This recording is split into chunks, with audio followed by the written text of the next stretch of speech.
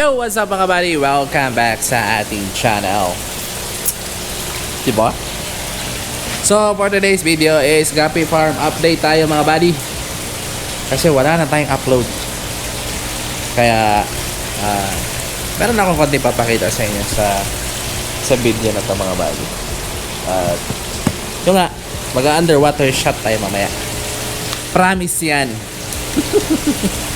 So, dito na tayo mag-start sa cement pan mga buddy.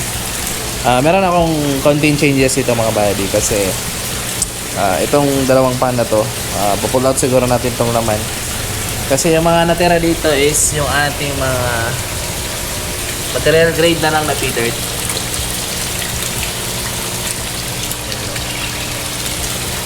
So ito na lang yung mga sobrang mga pea dirt na nabenta natin this month and March mga buddy. Sobrang dami niyan. Yan na lang natira. So, di ko na rin i-release yan as groomable kasi malaki na sila. At yung iba dyan is hindi naman kaganda yung buntot. Pero yung ears nila nandun pa. Kaya, breeding materials na lang sila. Tapos dito, ito yung release natin for May and June. Ayan mga buddy, napakadami yan. Oh, kita niyo yung katawan niya, lalaki. Oh. May bagong laman tubig. So, estimated ko dyan mga buddy, around 250 to 300 pieces yan na mga male. Hindi ko lang exact na kinount kasi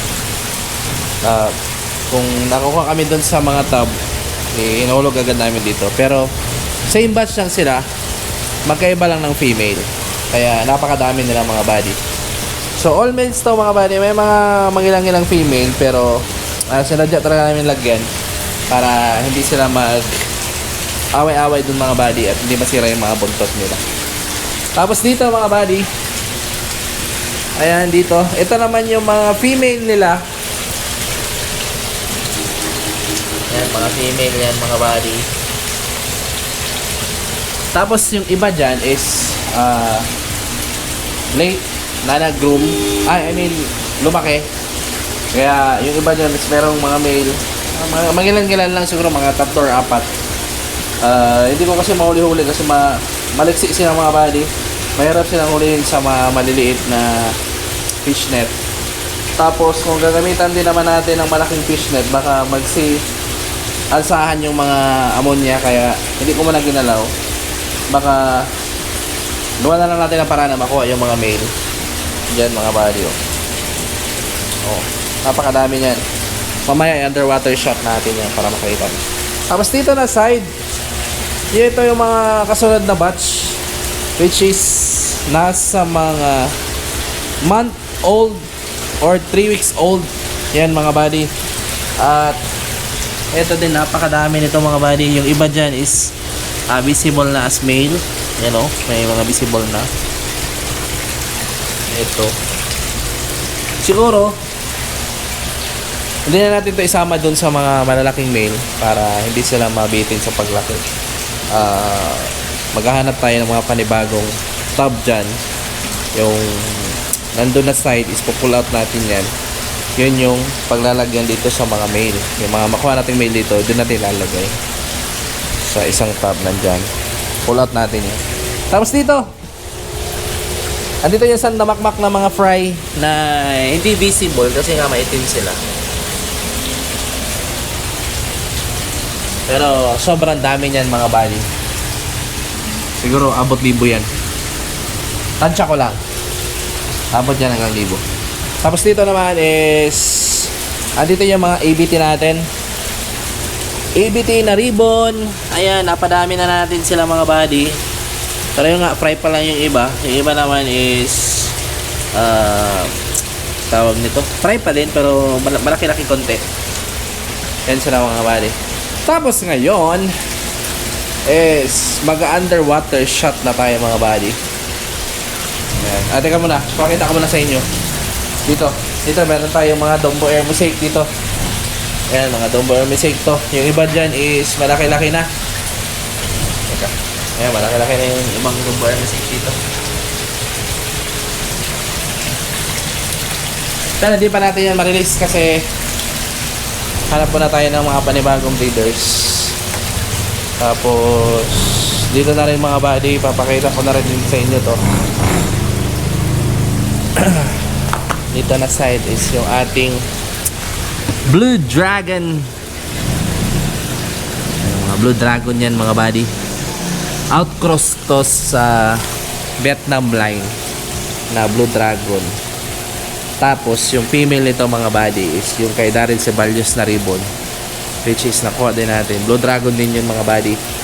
Pero naglalabas din sila ng mga purple, which is normal yun sa mga Blue Dragon, naglalabas ng purple. Kaya okay lang paghaluin sila. Ayan o, nandito. Napakadami niya mga buddy. At may mga fry pa na lumabas kahapon na hindi na namin kinuha para mabilis silang lumaki. Tapos dito sa kabila is yung ating Vietnam din na full gold. Ito yung first batch ng ating Vietnam na full gold.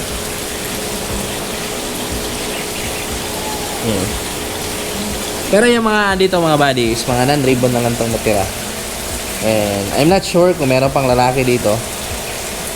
Kasi konti lang yung mga lalaki na non-ribbon mga buddy. At ginamit natin sila dun sa mga ribbon na female na nandun sa harap. Soon papakita ko sa inyo yun. At ito yung mga natirang non-ribbon. Pero baka ilipat ko rin dito yung mga ribbon. Tingnan natin yan, anong mga changes next week. Tingnan natin. Tapos dito sa kabila, pakita ko na rin to sa inyo. Ito yung ating mga albino gapikoy, ribbon and non-ribbon.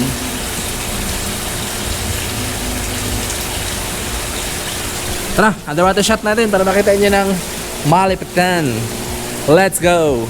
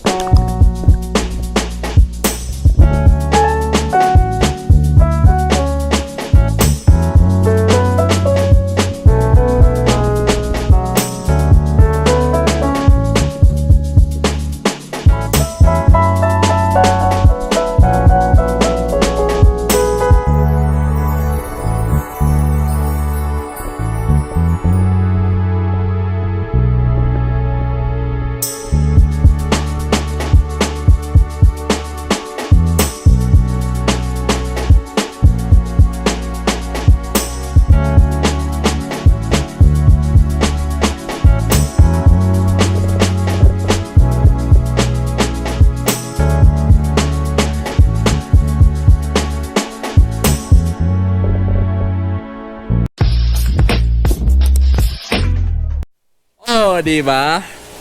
Nag-enjoy ba kayo sa underwater shot natin mga buddy? So, yun lang mga buddy. Quick update lang sa ating Guppy Farm. See you sa next video natin. Nag-enjoy kayo sa video, don't forget to like, share, and subscribe. Yun lang. Bye! Peace out. Kung gusto mo pala mag-order ng Pidart, ma-message kayo sa ating FB page. Only copies.